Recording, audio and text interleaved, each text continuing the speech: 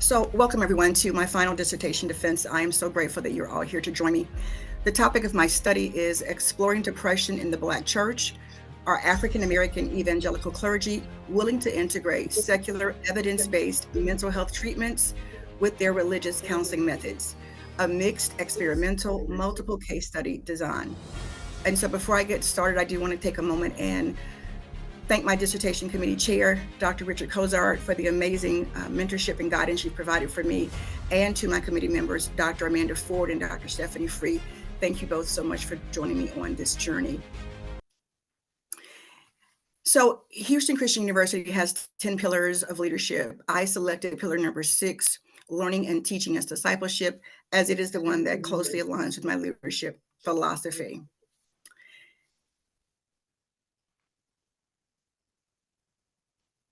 And now to introduce my study. So my study is about mental health, and specifically it is about depression in the African American community. And it's also about the counseling practices of African American evangelical clergy. So not only are we in a mental health crisis in the United States, and this is according to our President Joe Biden, we are also in a mental health crisis in the African American community. So depression continues to be a prevalent disorder in the United States, and it stands as a global cause of morbidity and mortality. And African Americans continue to face substantial treatment barriers. So we know that less than 30% of African Americans with depression use formal mental health services. And many of these barriers are shaped by treatment disparities. These disparities includes things such as racial discrimination, inequities. It also includes things such as cultural and religious stigmas within the African American community, lack of resources, and lack of access to quality care. Another barrier is mistrust between the African American community and the mental health community. And so, as a result of this, African Americans in the United States continue to suffer and die from untreated depression. You can see on the slide the suicide rates right now. Suicide is the third leading cause of death among African American men. And African American females in grades 9 through 12 are 60% more likely to attempt suicide than non Hispanic females of the same age. And we have ways to treat depression. Evidence based interventions have been scientifically proven to be both efficacious and cost effective in treating depression and improving patient outcomes. The problem is, Black folks are not feeling safe enough to visit mental health professionals to access these treatments. So, what Black folks tend to do is go to the church. The Black church, therefore, plays a critical role in mental health promotion because 50% of African Americans seek mental health care from the clergy, and they use the clergy and the church as their primary source for help with depression. And they are less likely to seek help from mental health professionals than any other race. And so I believe that promoting mental health for African Americans not only requires the scientific knowledge and the research, but it also requires a willingness and a commitment from the Black church to invest in mental health education and promotion.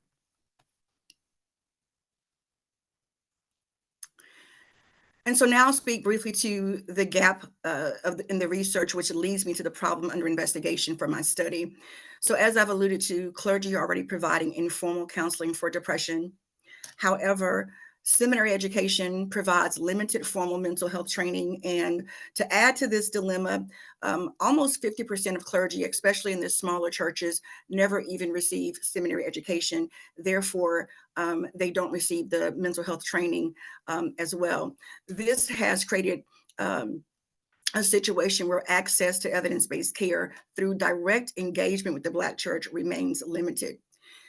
Therefore, the problem that I wanted to investigate is the fact that the African American evangelical church lacks evidence-based interventions that can be integrated with their theological beliefs and their religious counseling methods. From now on, I'll refer to this as counseling integration because it's a long sentence. And so the purpose of my study was to explore, to analyze, and to understand the perceptions and the willingness of evangelical African American clergy to integrate secular evidence-based depression interventions with religious counseling methods. This study is significant for many reasons. So, not only does this study add to the body of knowledge in faith based mental health educational interventions, evidence based practice, and counseling integration, but the study proved that by training African American clergy about depression and evidence based practice, it improved their mental health literacy. It also improved their willingness to integrate counseling methods, and it improved their willingness to collaborate with mental health professionals, and it also improved their willingness to make referrals to mental health professionals. Additionally, this study is significant because the novel research finding on religious trauma in the context of this study sheds light on the complex intersectionalities between faith, mental health, and well being among the evangelical African American Christian community. So there were three research questions guiding my study, one primary research question, and that was how do evangelical African American clergy describe their attitudes and perceptions of integrating secular evidence-based depression treatment interventions with their theological and biblical understanding of pastoral counseling methods.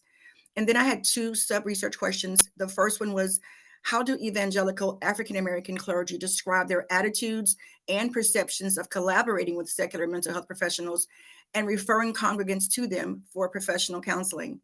And finally, how do evangelical African American clergy respond to a faith based mental health educational intervention in which the integration of faith values with secular evidence based theories and methods are explained from a biblical viewpoint? So, for my study, I utilized the theory of planned behavior to undergird the study. It is the theoretical framework guiding this study. And as you can see on the screen, there is a schematic representation of the theory of planned behavior. This is a cognitive theory, and it was founded by Isaac Ashton. And we can use this theory to help us explain, understand, and even predict human behavior. And so, the theory of planned behavior posits that human behavior is guided by three main motivational factors or beliefs. The first one is behavioral beliefs. And this has to do with an individual's attitudes towards a specific behavior and also their attitudes about the likely consequences and experiences associated with the behavior. And then there are normative beliefs. These are the beliefs about the social pressure from the beliefs and behaviors of the significant others in our lives and how their beliefs affect our intentions to perform a behavior. And then finally, control beliefs, which are the perceptions of an individual's own self efficacy and their beliefs about their own ability to perform a behavior. So each of these motivating factors influence one's intention to perform a behavior. And so the beliefs will either strengthen the intention to perform a behavior, or these beliefs will weaken the intention to perform a behavior. And I'll show you the theoretical model in just a little bit. So in chapter 2 of the dissertation, there is a very extensive literature review. It took almost a year for me to complete that. I won't have time to go into it today, but we talk about everything from the legacy of the Black church, the history of the Black church. We talk about mental health, African American clergy's attitudes about mental health. We discuss pastoral counseling. We talk about mental health stigmas. We go into evidence-based practice and faith-based mental health education. But I do want to draw your attention to some key research in the literature as it directly affects this study. So, trauma is associated with an increased risk of underutilization of professional mental health treatment in African American Christians. There's been a lot of research on trauma, specifically epigenetics. Epigenetic research is the science that shows us that environment can indeed influence our genes, and that that trauma can also be transmitted over generations, over lifetimes. And so when we think about why African Americans choose not to utilize mental health services, it really goes back to our African American enslaved ancestors. So we know that they did not have access to mental health treatment. We know that they endured extreme psychological abuse, exploitation, and oppression. They endured that, and they relied heavily on their faith, and they relied heavily on community to resolve their emotional and mental challenges. And so I asked myself when I was looking at this study that Dr. Joy DeGraw did in 2017 in her book, Post-Traumatic Slave Disorder, what are the impacts of generations of slavery and oppression on people who are alive today?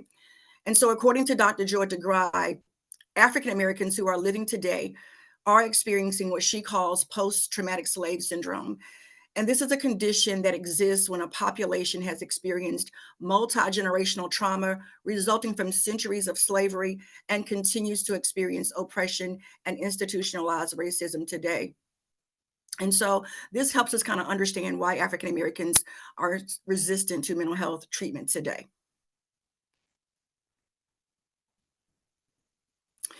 So now I'll discuss the methodology for this particular study.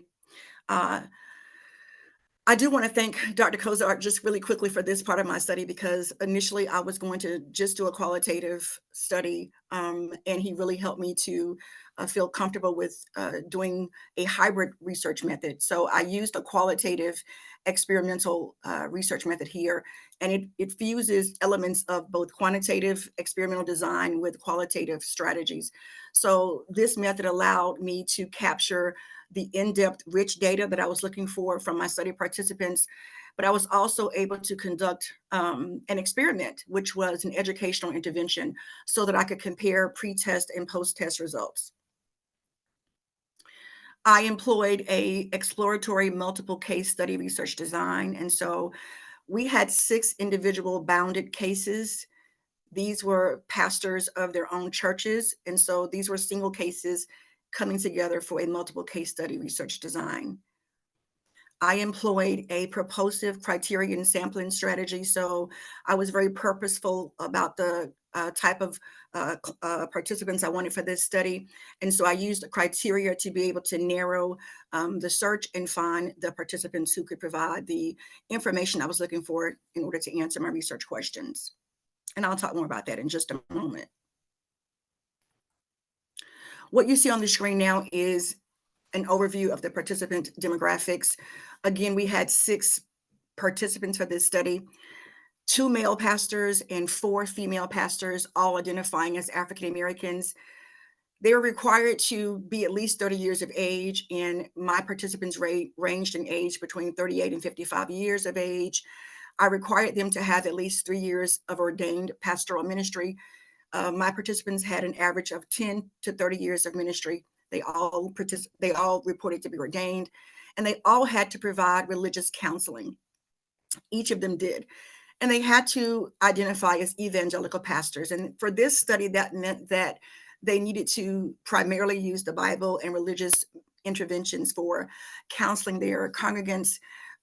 They needed to see depression or mental health through a spiritual lens.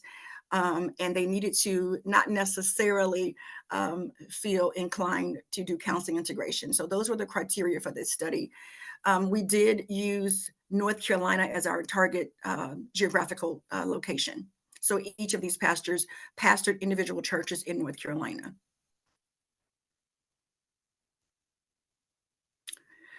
And so before I could begin data collection, I had to receive IRB approval from HCU, which I did. And once I received IRB approval, we went into the participant recruitment stage of this study. I utilized a flyer and circulated it across social media. I used Facebook, Instagram, Twitter. We were able to use our social connections to recruit these participants. They all came from Facebook. And again, each of them had to complete a demographic questionnaire to ensure they qualified for this study. The demographic questionnaire is in the appendix of the dissertation document. Each of them, once they were selected, they had to all sign consent forms to agree to the study. They were all provided with an overview explaining the nature of the study. I did conduct a small scale pilot study just to make sure that the interview questions were easily understood, and to make sure that the intervention would suffice. So on the screen, you see an instrumentation schema, and it breaks down how I utilized the resources, the interview questions. And so what happened was we had a pretest, and this study is really, I think, innovative, because this pretest, or the design method I used, allowed me to do the pretest a little bit different. So in the pretest, I was able to conduct individual semi-structured interviews. And this is where I was asking my participants about their perceptions, their willingness to integrate, also their willingness to collaborate with mental health professionals. And then after that was the experiment. And this was a group faith-based mental health educational intervention. It was actually created by Dr. Cozart. And so in this training, I was able to train the clergy about depression, also able to teach them about evidence-based practice from a biblical perspective. And following the intervention, we did a post-test, which was semi-structured interviews, individual interviews with my participants. And in this interview session, we were talking about their perceptions of the intervention. And that's how I was able to do the pre-test, post-test comparisons.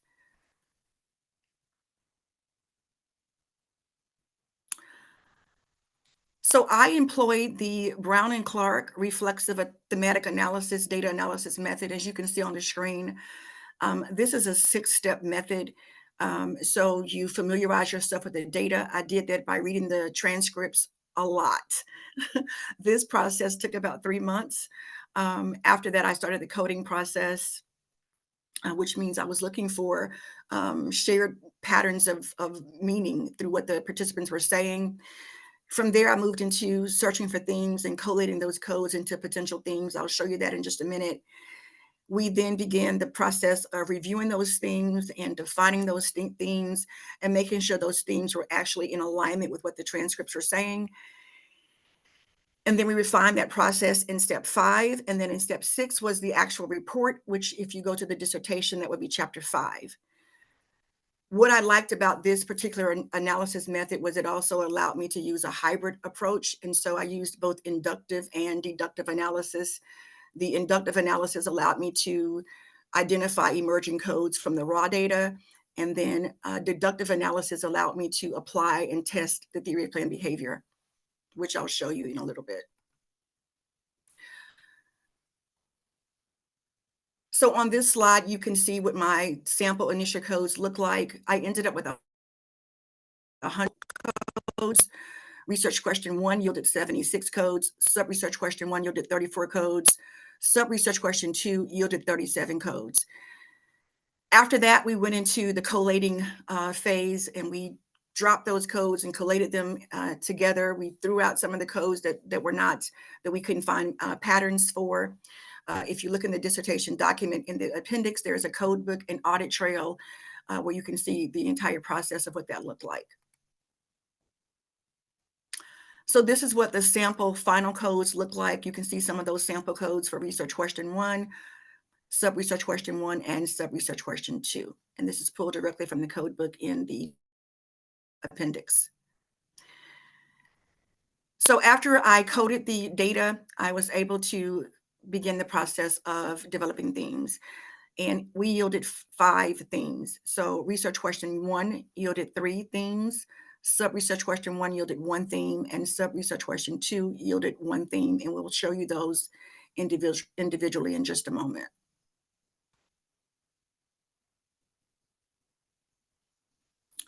So just quickly, I want to share what the hybrid approach looked like. So if you look to the left of the screen, you'll see the research question. So research question 1, and then to the right, you'll see the actual interview questions that I asked each of the clergy in the study.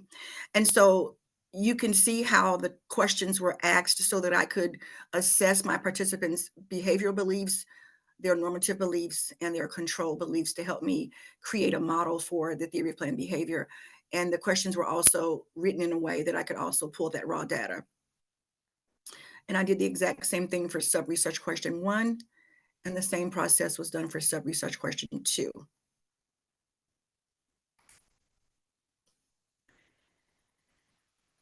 So now it's time for the findings of my study.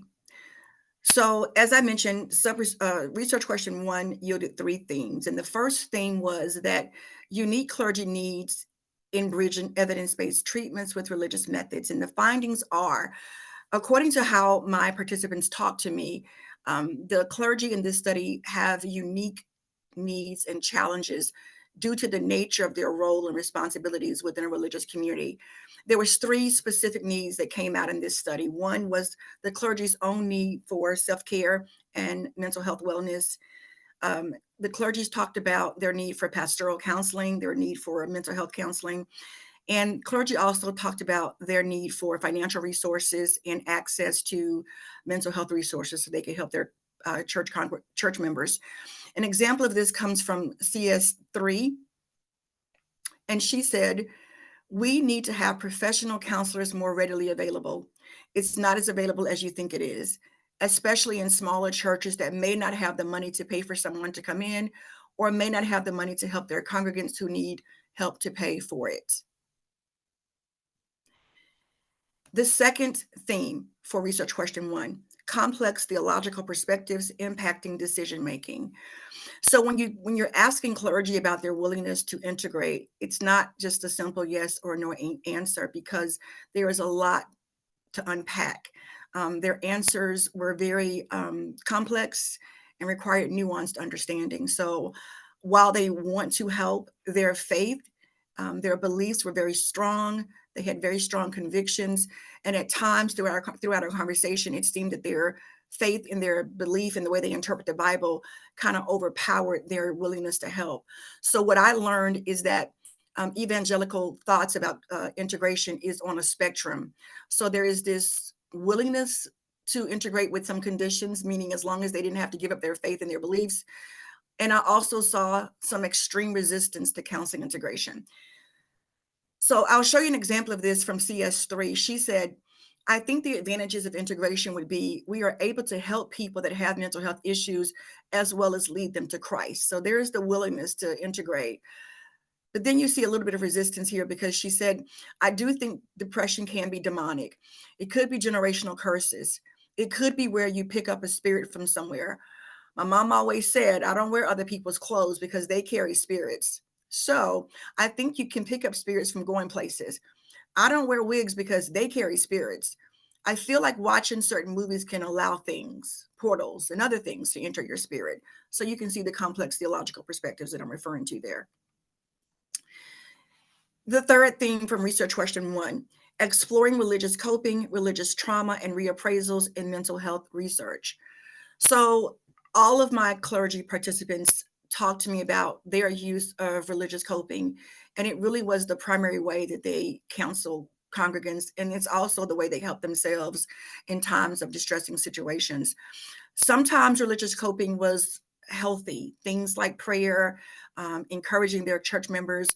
There were other times that religious coping turned into more maladaptive religious coping techniques or practices. So they would say things such as what you just saw, people telling their church members that depression was demonic or depression was the cause of sin or disobedience. But what also came out in the study was reappraisals. I don't have time to get into what that is. You can see that in the document. But I do want to talk about religious trauma here briefly, because this theme emerged a lot in this study. And this means that some of the theological beliefs may be harmful to church members. And I'll give you a couple of examples of this here. CS2 said, "I don't believe depression exists. I think people are just confused. They need to get that King James Bible, and they need to read that Bible every day. They need to put it under their pillow. We have to lay prostrate before God, because if we're not laying prostrate before God, He can't hear our prayers. And if He can't hear our prayers, then people can't get the healing they need." And CS5 said, "We are always in church. In my mind, if you keep them occupied," referring to her church members, "then they won't have time for all this other stuff. We were in church 7 nights a week. The children couldn't even be with their parents for Christmas because I demanded more from the leadership. We were going to build God's house because that's all I knew. I was killing the people, killing them, killing them, killing the people, killing their family life, causing arguments with husbands and wives." Moving to sub-research question 1, one theme emerged, and that is cultural competence and collaborative conversations between clergy and mental health professionals. The findings here, the clergy in my study expressed the need for collaborative conversations to help secular counselors sort of understand and also appreciate their faith and their beliefs and their practices. The participants in my study showed hesitance and in some cases even resistance to wanting to collaborate with mental health professionals. And this was in part due to cultural competence issues such as mistrust, the conflicting beliefs, and even they felt like the counselors would challenge their spiritual authority um, and their spiritual guidance. So, an example of this comes from CS1, and she said, people in the science community, like psychologists, psychiatrists, and therapists, need to understand our position from the faith perspective.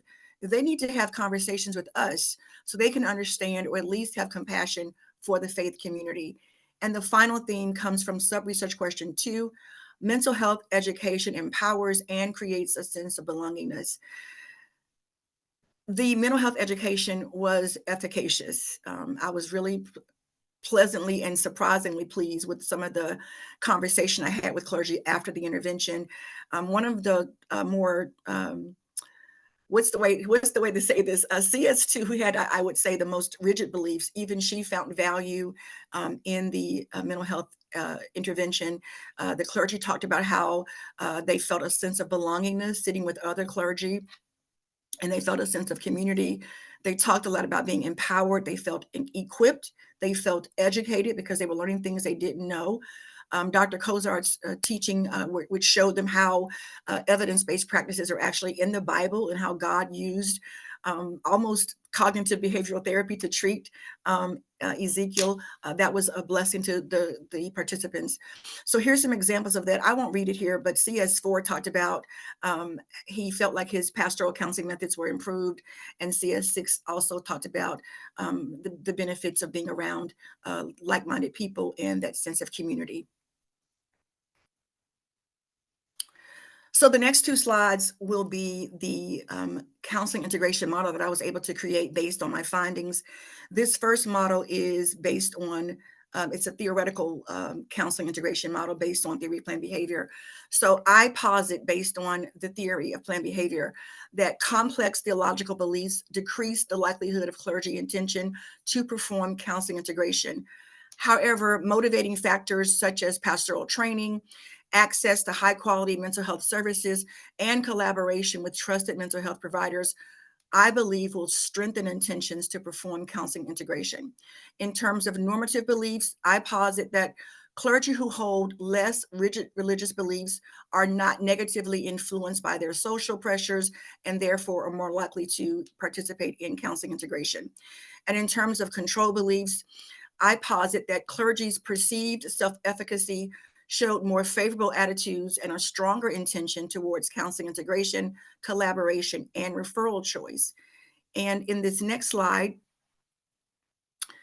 you'll see a conceptual counseling integration model that I was able to create based on my findings. And this is based on the five findings in this study. So I created this conceptual counseling integration model, and it represents the counseling integration system, which I believe can improve counseling integration behavior among African-American evangelical clergy. So it shows the 5 key concepts involved, taken directly from the 5 findings of this study. And I believe that future researchers can use this when they are trying to also develop research questions, hypotheses, methods, or analysis. And I also believe that this model can help researchers to clarify and communicate their ideas, assumptions, and their perspectives in their knowledge or understanding of counseling integration. So in my documents, I take each of the 5 findings and I do a comparative analysis between my findings and what the current literature says. I won't have time to go into all of those today, but one example of that is the finding regarding collaborative conversations and the need for cultural competence.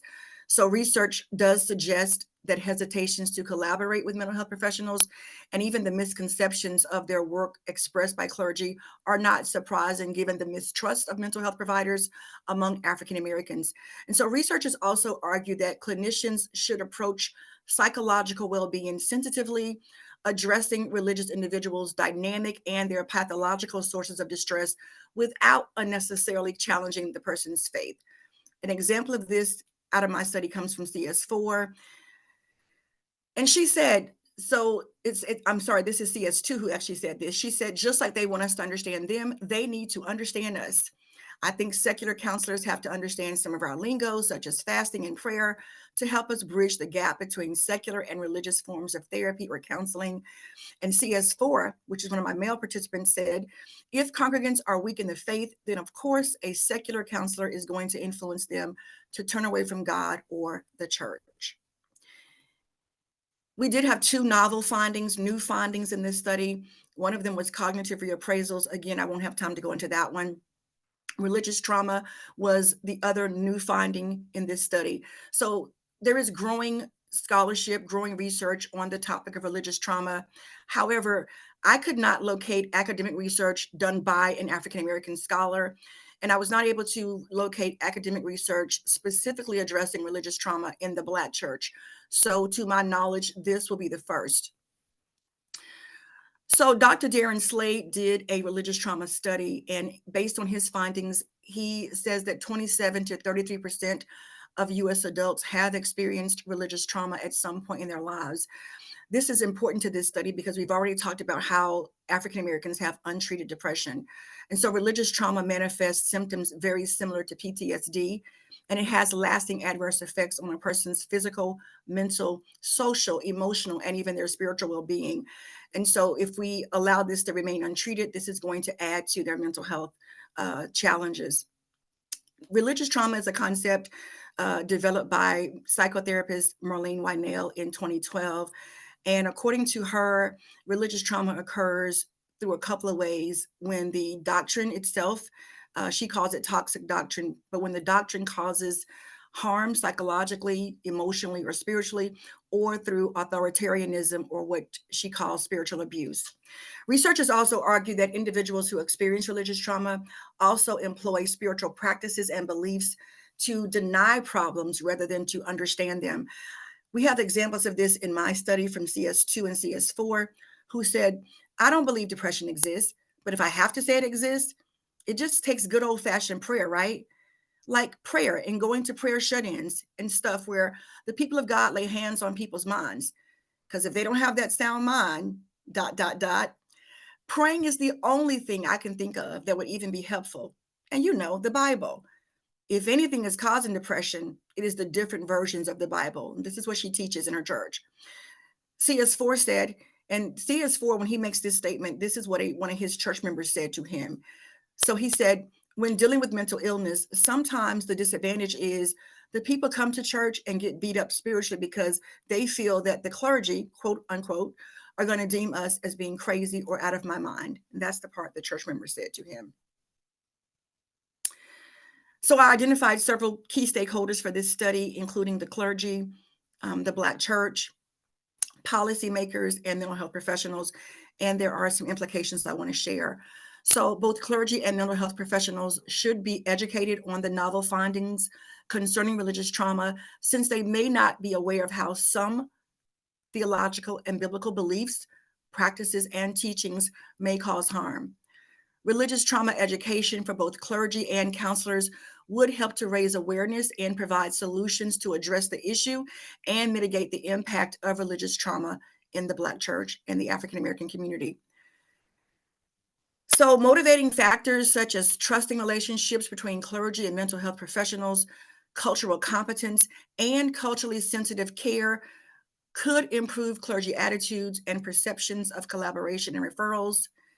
The findings in my study suggest that faith-based mental health educational interventions are indeed efficacious in improving mental health literacy for clergy and in improving mental health care promotions.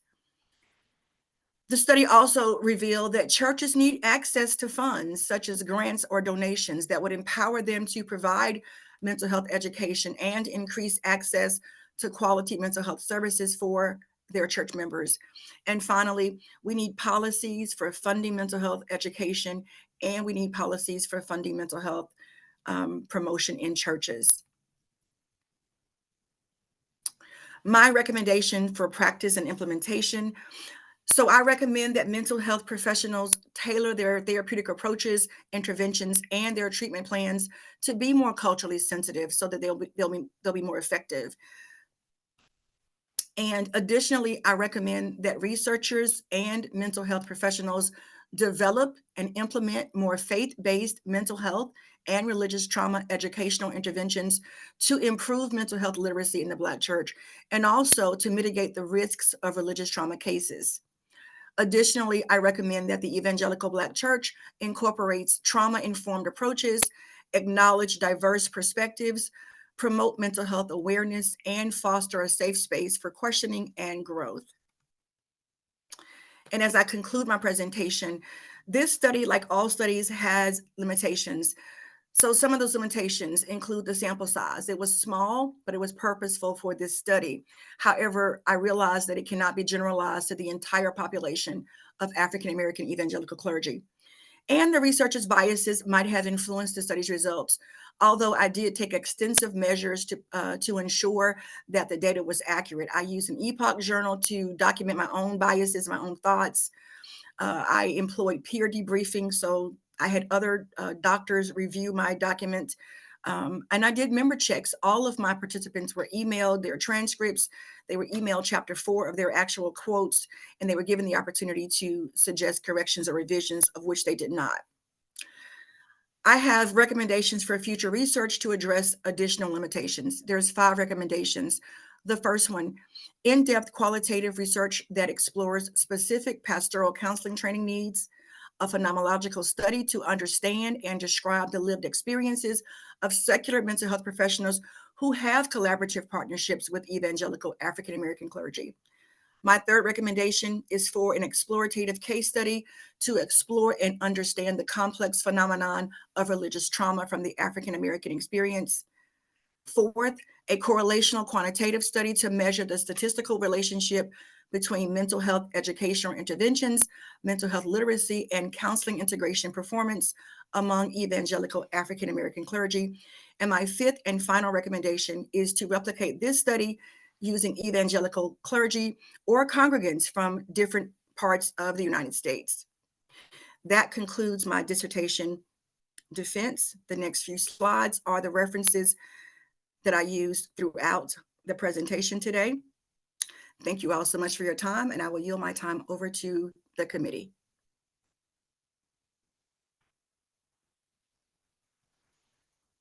All right, thanks so much, Vanessa.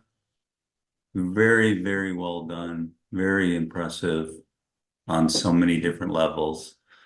Thank you. So what we're going to do now is Dr. Free and I are going to step out, and actually I'm going to leave the room. I'm going to hit my red button here and leave the room, and I invite Dr. Free to do the same. Then we're going to go around and click a new Zoom link and collaborate together, and then we're going to come back into this one. Okay, so I would say maybe 10 minutes or so. Okay. And then we'll be back. Okay, Dr. Free, are you good on that? I'm good. Okay, we'll be back. And just first of all, 1000% thumbs up. Okay, totally. In our minds, fantastic. You passed. So apart from that, though, we just have some questions that we want to ask, and just interact for a few minutes here. Okay. Yeah, I think number one, I just want to tell you, Vanessa, like I told you after I read your paper, I mean, it's probably one of the strongest ones I've read, of just having a true understanding of how it all flows together, because you were able to make such strong findings because you had that strong understanding of how the theoretical framework supported your research questions and your interview questions, and then you were able to find those strong themes together. And so, I mean, I'm just totally impressed. I mean, I'm going to use your paper as just a model paper with other people to show them that that's how that sequence needs to work together. So I just want to tell you that up front, that was just amazing in the way that you did that. And so I kind of want to know, because it is such a strong representation of new information that needs to get out there. So my question is, so what now? What's Vanessa, soon to be Dr. Brooks, going to do with this? So my desire is to take the information and do, I want to work with mental health professionals. I want to provide those, that bridge between the mental health profession and the church, because we saw that there's a disconnect there. So I definitely want to work with both of those communities, and build that trust between them. I also desire to do the religious trauma educational interventions is really important. I would love to get those interventions in the churches, and show the model to the churches, and hopefully show them the benefit in understanding how the way we sometimes interpret scripture could be harmful, and maybe we don't realize that. And in the model that I showed you all, where one of the 5 constructs in that conceptual model is theological expansion, and just let's talk about if there's another way we can interpret scripture that it's not harmful to people, which is why I love Dr. Cozart's training, because that's one way we can do that, if we can show people in the Bible, because the Bible is important to these clergy. But if we can show them that mental health is discussed in the Bible, I think that'd be marvelous. So that's what I plan on doing. Well, you are such a strong research writer and you kind of designed your own theory from your research there at the end. So it would be very smart of you to take that theory and do another research using your theory to see what results you get from that. So I'm going to expect to see something from you in my emails in the future that says, Okay. look what I did. And so I'm holding you to that, because I mean, I've never had one of my students come back with writing their own theory at the end of their research paper. So I want to see that at the end, and I expect to see that, and I'm going to hold you to that because I have your email now. So yes, you do. Okay. So I guess one of my other questions, I have 2 questions, is did anything in your research really just surprise you that you were not expecting that kind of took you back?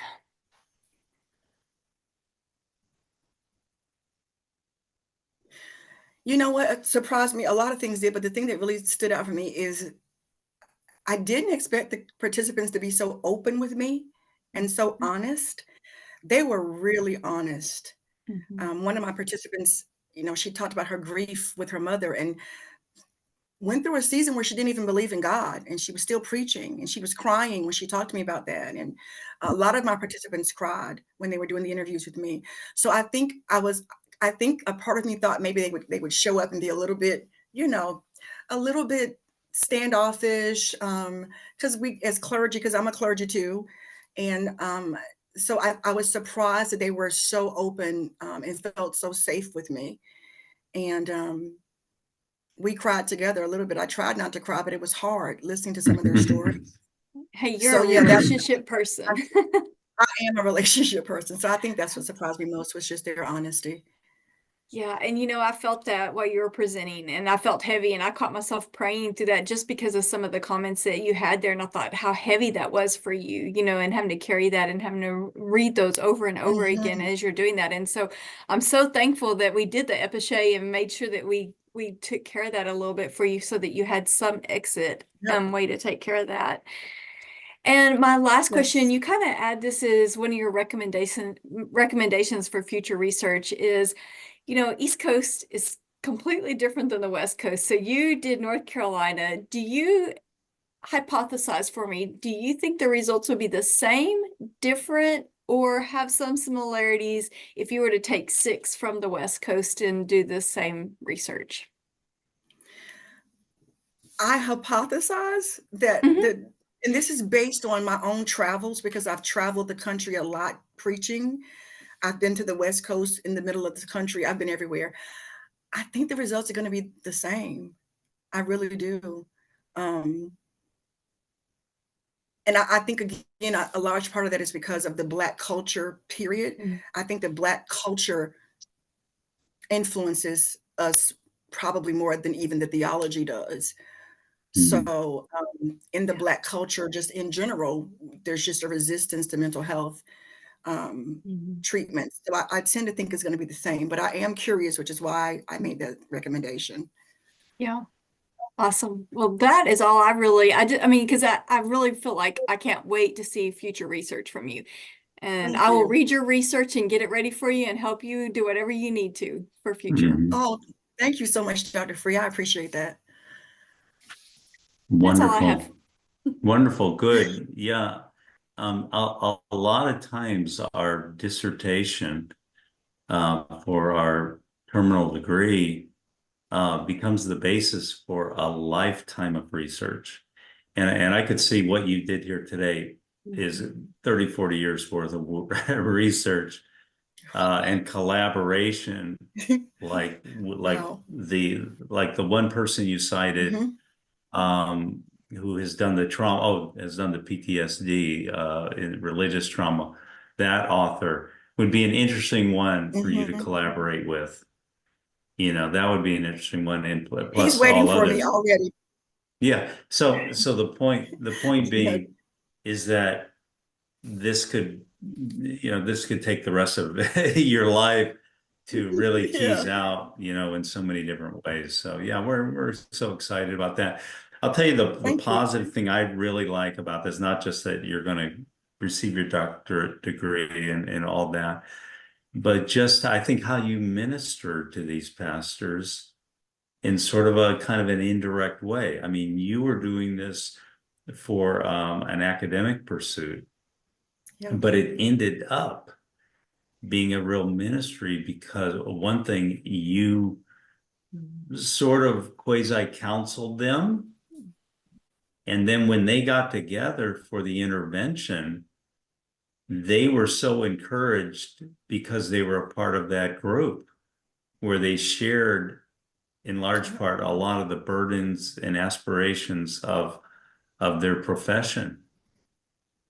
So I have a great deal of gratitude in my heart because of how you help, and you were there. You, as Galatians 6 says, you were bearing their burdens with them. Children.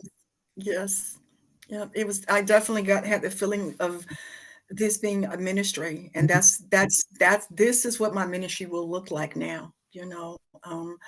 I want to help these pastors to heal because, again, many of them express their own need for healing, and it's difficult for them to even know how to help their own parishioners because they need it first. So it's definitely a ministry for me, for sure. One of the greatest epiphanies of my life was when I realized that the Bible was not my only source of strengthening. And that's not diminishing the Bible at all, but the Bible encouraged me not just to use that as a foundation, but to use the wisdom that God has given other people to help me in my walk in Scripture. And I think that's sort of what you brought with them. So, I agree. Those are okay. So, Vanessa, anything else, any other question you have for us or anything we can help you with before we finish up here? not that I can think of, Dr. Kozar, but I'm always emailing you about something. So if I think of something, I'll email you guys. But thank you. I just want to Absolutely. say again, if I could just say really quickly again, thank you both so much. Dr. Kozar, you've been amazing, patient, calm, and just very just wise. And again, thank you for introducing me to this mixed method approach that I was so afraid of. So just thank you for everything. Mhm. And thank you to Wonderful, Dr. Free. I wonderful, really appreciate everything from all of you all. wonderful. And I'm done. Okay, Yeah. okay. I think what we might do just as a part of the business thing here is maybe when you get your link from Zoom on the recording to maybe send that over to Dr. Ford, and Okay. maybe she can watch it or would like to watch it. But that, of course, Okay. I'll work with her on that. Absolutely. Absolutely. And, Okay. and Vanessa, if you'll take a picture of you with a really nice solid background and send Okay. it to Dr. Kozart, then he can send it on to, I think it's Annalisa that will put it on social media with the title of your presentation on. We'll put it on social media. That's right. I've Okay. been seeing that in the group. Yeah. Yeah, but I'm it ready to needs to see be a good it. solid background. So just make sure Okay. you take a good picture. Absolutely. I will. Thank you so much again, Dr. Free. I Good. appreciate you all. Have Could a great day, I guys. Could I, All could right. I lead it? Could I, before we, could I just lead us in prayer? Absolutely, Dr. Yes. Cozart, sure.